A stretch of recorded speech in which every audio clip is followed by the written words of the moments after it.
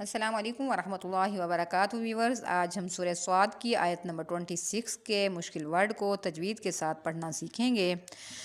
पहले मैं इस वर्ड को पूरा पढ़ूंगी, आप सुनिएगा, फिर हम इसके जोड़ करेंगे और इसके तजवीद के कायदे भी मैं आपको बताऊंगी। चलें पढ़ते हैं, आप सुनिए।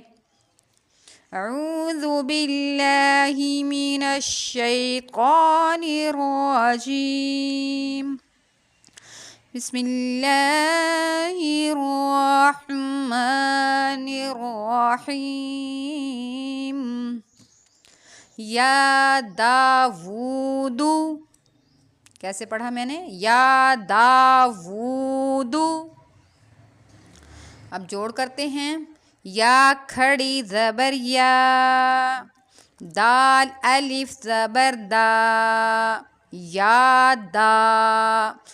यहाँ जो दाल के साथ अलिफ है, इस अलिफ से पहले दाल के ऊपर ज़बर है, ये अलिफ मद्दा है और अलिफ मद्दा को एक अलिफ की मिक़दार खींचकर पढ़ते हैं। दा दा, या दा। वाओ उल्टा पेश वू, या दावू।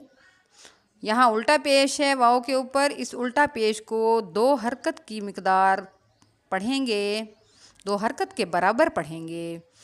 दाल पेश दू, या दावूदू, या दावूदू। उम्मीद है कि आपको ये वर्ड तजवीद के साथ पढ़ना आ गया होगा।